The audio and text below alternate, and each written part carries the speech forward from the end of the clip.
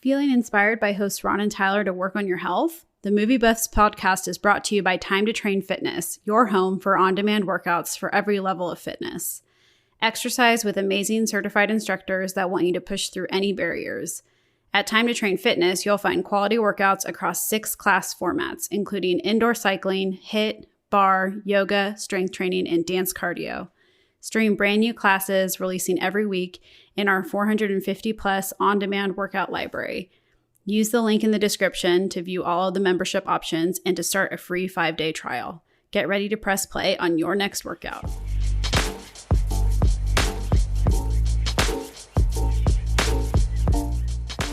Hello, movie buffs, and welcome to an episode of Back Day. My name is Tyler Valencia, and I will be your host for this episode of Back Day. If you're new to Back Day, what does that mean? What is a Back Day episode compared to the other Movie Buffs podcast episodes?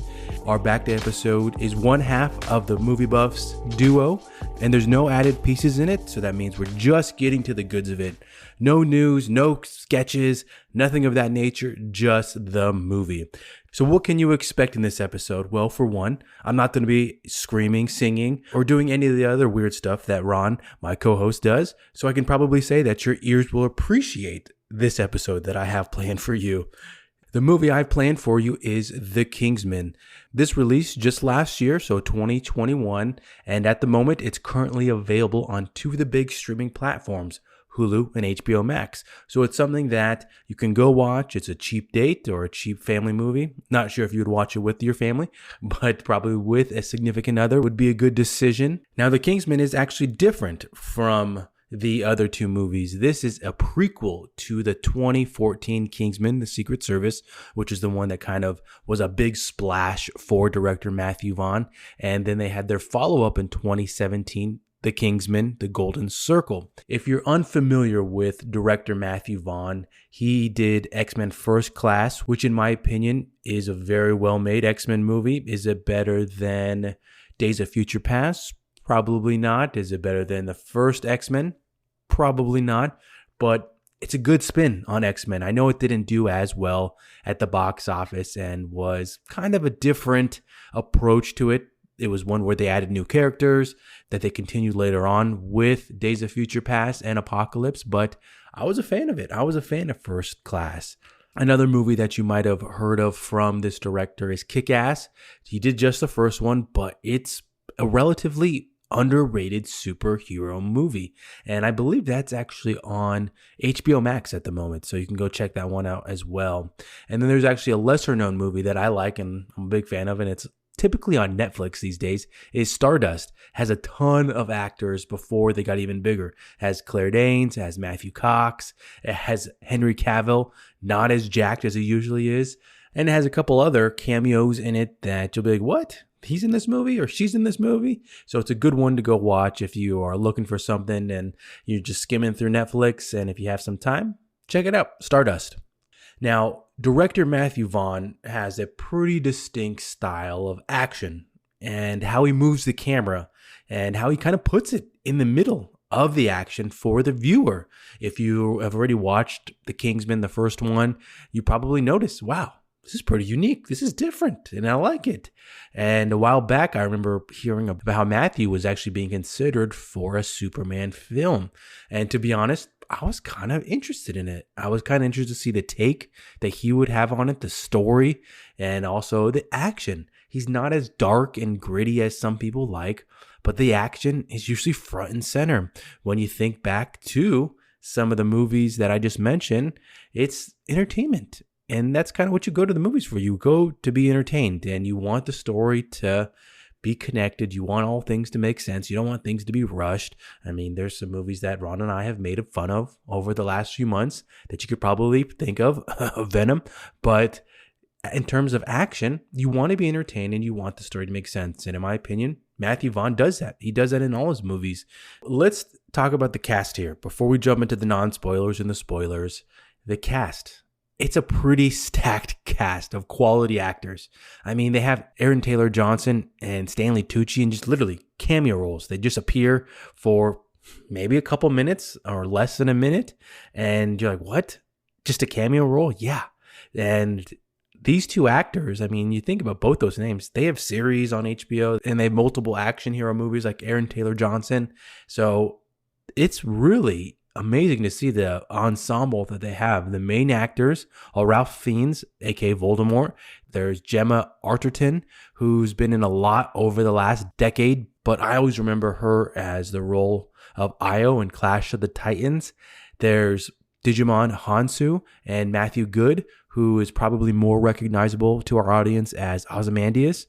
And that's just kind of scratching the surface in terms of actors that are in this. There are a ton of other actors that are quality. And I think that kind of speaks to the director, Matthew Vaughn.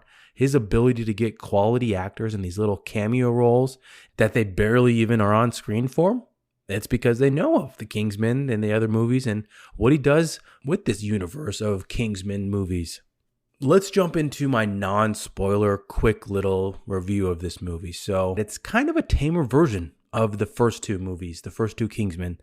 There's lots of backstory, maybe unnecessary, and it's world building, which might have been on purpose. There was a lot of talk. I remember when they were talking about this prequel movie that there was a series that he was getting along with this prequel. And I remember actually Ronald and I talked about it in our first iteration of the podcast, of the MovieBuffs podcast. We were thinking about, is there enough? Is there enough to build a world out of it, to put more into this? And so that could be why it was much tamer and why it took a lot longer to build out these characters, talk about the story. And in some points, as you're hearing me talk about it now, I'll say it was kind of slow. It was kind of slow and not really the reason why I tuned in to watch it. On top of that, I would say that these movies, if we're talking about its style, its world building, the characters, they kind of have a brand of comedy mixed into it. Is it British comedy? I don't think so. I think British comedy can be kind of dull at sometimes, but it's comedy mixed in with action. And they make these little comments throughout it, historical figures and all these little sexual innuendos. And I dig it. I think it's funny. And I think that when we talk about action movies these days, I mean, there's DCU, there's MCU, there's all these different action movies that you tune in to see that have kind of a style to it. So to see someone, a director, making their own brand of it that's entertaining and fun to watch, I dig it. But I can see why some people get turned off by these movies. Now, the backstory of this movie, The Kingsman, is that it's the start of the Kingsman. So how did this agency, this CIA, this MI6 get started, this kind of underground group of people that help save the world? How did it get started? And so it's set during the early 20th century. Now jumping into my spoiler review. So spoiler alert, if you haven't seen it, or hopefully you have already seen it and you can just continue on listening to this podcast. So the first 15 minutes are pretty slow. And I kind of said that already, how it's kind of slow, but the first 15 minutes are kind of slow. It's kind of just setting up the whole cast of villains, who these people are behind the scenes that are pulling the strings to set up the war. And it's the beginning of the Kingsman.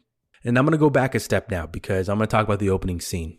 With an opening scene in a movie, I mean, that's usually the opportunity for the director to catch everybody's attention. That sets them up. They're like, wow, okay, I'm strapped in. I'm ready for the rest of this movie. And this one was kind of slow. And I know I keep saying the word slow, and I might be nitpicking, but when I watch action movies, I want action. I want that first scene to kind of kick me in the head and say, oh, we're in for it.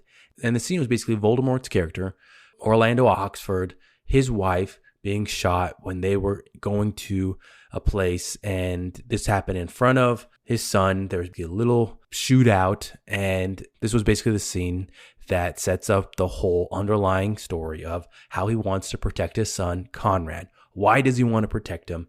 Conrad's mom died on Oxford's watch, and he wants to make sure that he does everything he can to protect his son. He doesn't want him to go to war. He doesn't want him to get involved with fighting. Doesn't want him to do all these different things because he cares about him. He really cares about him. He raises this young man that is a great fighter, that is a great gentleman, and he wants to make sure that he protects him. So that's kind of what sets it all up. This opening scene there with a little bit of shootout, a little bit of story building for the rest of it. Now, I keep talking about the slow play of this movie and its backstory. There's a lot of backstory that goes on, and it kind of took a bit to get to that first fight scene. I mean, when we watched the first ones, Kingsman and the second Kingsman, you are kind of strapped in from the beginning. I remember watching the first Kingsman with the little car scene with Eggsy's car chase scene, the music going, the car all over the place, or even his little parkour scenes. Fun, something fun. And so it takes a bit in this movie to get to that first fight scene. It was kind of our first taste of a Matthew Vaughn fight scene in this film, and it's kind of tame. And this was Rasputin versus Conrad, Orlando, and Shola. And it's basically them three coming in at different times to fight Rasputin. And it has little flares of what we're used to, what we would expect from a Kingsman movie. But at the same time, it was tame. It wasn't as much of the camera moving, as much of the flips and all that kind of stuff that we like to see. And I mean, as I just mentioned with the other Kingsman movies, we see the jumping between cars, the crazy sword fighting scenes, all out brawls in a church. So we were kind of thinking, okay, yeah, here we go. Finally, we've been waiting for it. And we get a little something. That's what we get. We get a little taste. So you might see that I was a little disappointed in that fight scene. But was it fun to watch? Of course. But not to the level that I would have thought.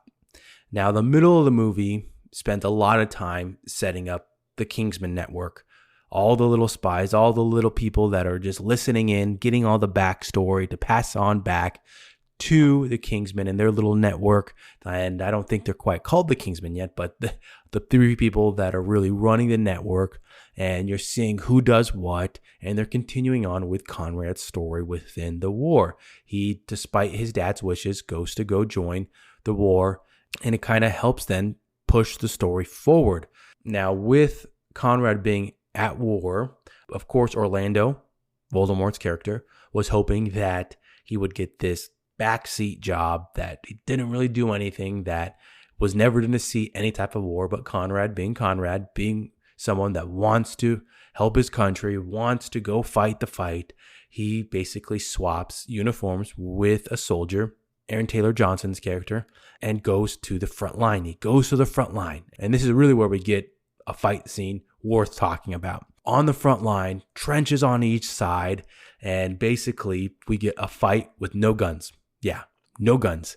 So Conrad, he steps up to be one of the few to go look for this spy. There's a spy that went over to go get some information, and now Conrad is part of, I believe, 8 people going to go try to find him. The spy never made it back, and they're going to go try and find him. It's pitch black, and any peep, any sound, and either side is going to think that war's back on.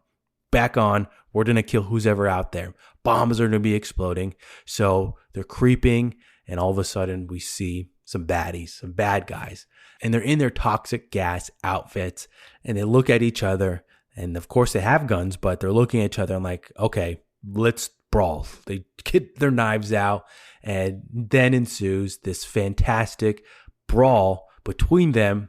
Minimal light, great camera movement, and really just a clever fight scene. Like I mentioned, there's no guns, and it's just super clever in terms of what they did. There is this big baddie on their other side that I believe has this like Thor hammer looking thing that you're like, oh my goodness, this guy is, what's going to happen here? And ultimately Conrad ends up in a fight with him, and Conrad comes out victorious. And after that, he, being him, he wants to go find the spy. So he's running, and he falls into this hole, and that's where he is. Boom. He finds the spy buried alive. What does he do? Throws him on his back and starts that trek back to the trenches, hoping that before the sun comes up and before anybody sees him, that he's not spotted.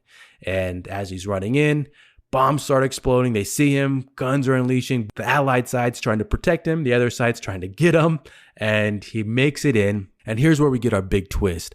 Conrad gets shot right in the face.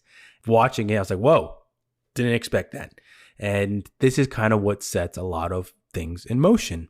Not only does it play into the underlying theme that we've been working with Orlando about how he didn't want his son to go to war, he didn't want him to go to his death, but it kind of pushes them to a point to start the whole Kingsman. So that happens in a bit, but let me quickly jump and talk about what happens after. After Conrad's death, Orlando goes into this emotional spiral. He's depressed, he's drinking, time goes on, he's got his beard, he doesn't want to help anybody, and it gets to a point where some people believe the British have now lost the war. The pre-Kingsman squad, they were kind of spies themselves. They were getting news, trying to help out, and it gets to a point where, okay, is this it? Did we lose the war? Are we not going to do our part to help out? Eventually, of course, Orlando comes out of his depression, and the movie continues with more story building, more background into the war, and how different sides, different pieces are moving, just like on a chessboard. Piece that I'm going to go back to right now is that earlier there was established how this cast of evil baddies would influence the war in different ways. And there's one more fight scene before we get to the final showdown, and it was probably the most Matthew Vaughn fight scene, and it was super small, but there was this fight with Orlando outside the U.S. ambassador's office, and the way the camera moved up and down, around, all the mixtures of slow-mo, fast hands, that was on point. That was what we like to see. And it was quick, but it was really, I think, a sign of, yeah, it took a bit to get to this, and why wasn't there more of it? I don't know. But that was kind of we had to wait this long to get even more fighting. Come on. Now the final fight scene. And this is really the culmination. And what I had said after to my wife was, this was good. That the fight scene was good, but was it enough to make up for the rest of the movie? The rest of the movie being slow. And I'll talk about that when I give my recommendation in a bit. But it's a fight scene that you've been waiting for. The Kingsmen, their squad, they pinpointed where these baddies are, where they've been hiding, and they're now going to do their part to kill them. We have Orlando that's jumping out of an airplane. Of course, there's a little more action involved with that, but he's jumping out of an airplane, and this is like Wright Brothers airplane kind of style. First parachutes too, to land on the baddie hideout, which is, of course, on top of a mountain. And the way that they pinpointed was a scarf in a certain type of fabric that's only created in one place. So they've pinpointed, they're going in, and it's one of those fight scenes where there's different fight scenes going on. We have Orlando at the top going in to kill the main bad guy, find out who it is. They have the other two characters at the bottom, and they're trying to stop a guy that has this canister of film that has some blackmailing information about the president, I believe, on it. And they are going there to get it, confront the bad guy, help the war, all these kinds of things. And it basically ensues the end fight scene. So ton of great fighting, shooting, all the kind of stuff that we've seen in previous movies, the camera movements, all that stuff. It's packed with it. It's packed with all the stuff you like to see. And I mean, I think the most popular scene that was in this was included in the trailer where a grenade explodes and Orlando's character basically gets thrown through the side of the barn that they're in. And that type of camera movement, that's the stuff that it's so cool to see. Basically starting inside and ending up outside, but that continuous shot where it just looks like one, basically you go through the wood to see it. It's cool. That's the kind of stuff that is unique and different. This end fight scene ends with the big unveiling of who the bad guy who's been pulling the strings, Matthew Good. And I kind of guessed that one earlier. Probably wasn't that hard to guess, but he was always that second-hand man for England in this. But he ultimately ends up being defeated by Orlando. And they end up getting the canister of film that they needed that had the blackmailing information on it and doing their part. Great. Awesome. So one of the last scenes, if not the last scene in the movie, is the team standing around a table, and they're basically giving their names, their Knights of the Round Table names. And it's kind of cool that they tied that in. If you remember from the Kingsman, everybody has different names, like Galahad, Merlin, Lancelot, all the different names that are given down later on all those are part of it. So cool little piece of that. Of course, there's the shop in the movie, the Kingsman, the suit shop in it, and that aspect. And we don't get to see any of the other pieces like the underground stuff, but of course they're building towards it. But a little bit of throwback to what we saw later on. Now my recommendation. If you've seen the other two, I feel like it's one that you have to watch. With it being free-ish in terms of it's on streaming. It's on HBO Max. It's on Hulu. You got to see it because you got to see how they got the fancy names, how the Kingsman started, all that kind of stuff. If you haven't seen any of the movies and you're listening to this podcast, which I don't know why you would, because I gave away a lot of the spoilers from the movie, I would say start with the Kingsman. So maybe tell your friend who potentially wants to watch it. Did you see the other two? If not, go watch the other two. But I wouldn't start with this one. I would start with the Kingsman Secret Service because it's fun. It's a good one that gets you a good intro into the world and kind of that style of action. That's been it for this episode of Back Day. Thank you for listening. We really appreciate our fans tuning in, listening to the podcast. Please remember to follow us on your favorite podcasting platform. Leave us a review. Those definitely help out with more people listening, getting it out there. Podcasting platforms, of course, want to show podcasts that get listens to more people. We appreciate the likes, the comments, all that kind of stuff. Make sure you follow us on social media. But until the next one, stay buff, everybody.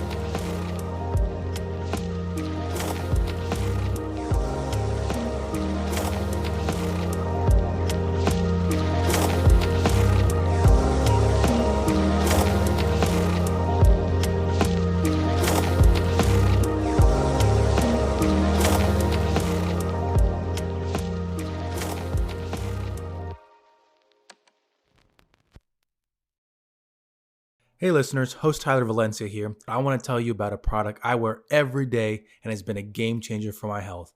Naboso Performance Insoles. The Naboso line of insoles are recommended for waking up the feet when standing at work, enhancing foot awareness, and increasing foot stimulation. I personally wear the Duo insoles, which offer the highest level of stimulation, and I can't say enough positive things about them. I used to have foot pain after sitting at my desk, working away all day, and will make getting ready to work out a process and a half. Using these insoles has helped me, and if you want to give them a try, head to the link in the description and then come back to share your feedback with us.